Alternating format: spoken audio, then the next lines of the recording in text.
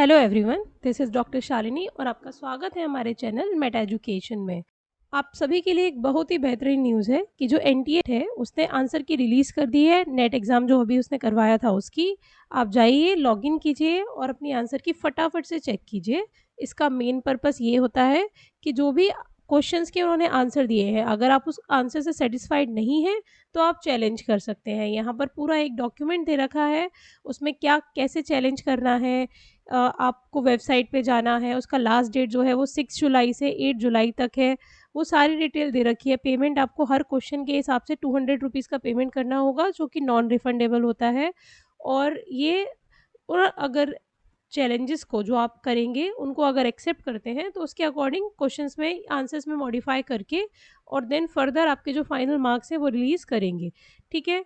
ये तो हो गया एनटीए के पार्ट पर क्या फ़ायदा होगा एज़ अ स्टूडेंट, एक नेट जेआरएफ क्लियर क्लियर करने वाले कैंडिडेट के तौर पर आपको ये आंसर की देखने से क्या फ़ायदा होगा? I am here to tell you. देखिए, होता क्या है जनरली कि हम लोग अपने आंसर्स को वेरीफाई नहीं करते हैं। हम ये कहते हैं कि हमने 6 बार नेट दे दिया, 7 बार नेट दे दिया, 8 बार नेट दे दिया, पर हमारा नेट एग्ज़ाम या जेआरएफ एग्ज़ाम क्लियर नहीं हो पा रहा है या हर बार केवल नेट होके रह जा रहा है, 2-3 नंबर से रह जा रहे हैं। तो ये आंसर की आपको रियलाइज़ करवाएगी कि आप लैग कहाँ कर रहे हैं। इस बार भी मैं आपको ये नहीं कहूँगी कि आपका नेट या जेआरएफ जिसके लिए भी आप बहुत टाइम से स्ट्रगल कर रहे हैं, वो हो ही जाएगा। मेरी होप्स आपके साथ हैं, मेरी विशेज़ आपके साथ हैं, पर it's depends on so many factors. तो इस बार आप मेहनत करें, अपनी आंसर की को देखें और अगर इस बार नहीं भी होता बाई चांस, बट मेरी विशेज़ आपके साथ हैं कि आपका इस बार नेट या जेआरएफ जो भी आपका नेक्स्ट लेवल रहे, वो क्लियर ज़रूर हो जाए। पर फिर भी बाई चांस अगर किसी वजह से नहीं होता, तो ये आंसर की आपको रियलाइज़ कराएगी कि आपके लैकिंग एरियाज़ कौन-कौन से हैं और आपको काम कहाँ-कहाँ करना है। तो जाइए, जल्दी से आंसर की देखिए और अपने एरियाज़ को फाइंड आउट कीजिए। फॉर एग्ज़ाम्पल एजुकेशन के केस में या फर्स्ट पेपर के केस में अगर आप डेटा एंट्री में गड़बड़ी कर रहे हैं, तो डेटा एंट्री वाले पोर्शन को आपको नेक्स्ट टाइम बहुत अच्छे से करना है।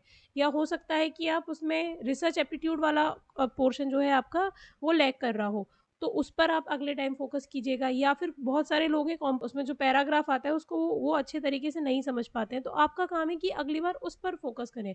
तो जो आपके वीक पॉइंट्स हैं, आपको उस पर फ़ोकस करना है नेक्स्ट टाइम के लिए, तो ये आंसर की आपको वो बताएगी।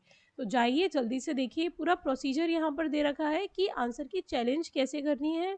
इस डॉक्यूमेंट में उसके अलावा और कुछ नहीं दे रखा है। स्टेप बाय स्टेप आपको चैलेंज का तरीका दे रखा है, पर बस लॉगिन करके आप आंसर की डाउनलोड कैसे करेंगे वो आपके साइट से आपका रोल नंबर, एप्लीकेशन नंबर और पासवर्ड वगैरह डालने से पता चल जाएगा। जाइए, ऑल द बेस्ट, आंसर की देखिए और अपने आप को और स्ट्रेंथन करिए इस आंसर की को देखकर कि हाँ, मेरे ये पॉजिटिव एरियाज़ हैं या मेरे ये एरियाज़ हैं जहाँ पर मैं अच्छा हूँ और ये मेरे वो एरियाज़ हैं जहाँ पर मुझे काम करने की ज़रूरत है। ये पता होना भी कि आप कहाँ वीक हैं, this is also a positive thing. ठीक है? तो all the best and have a nice day.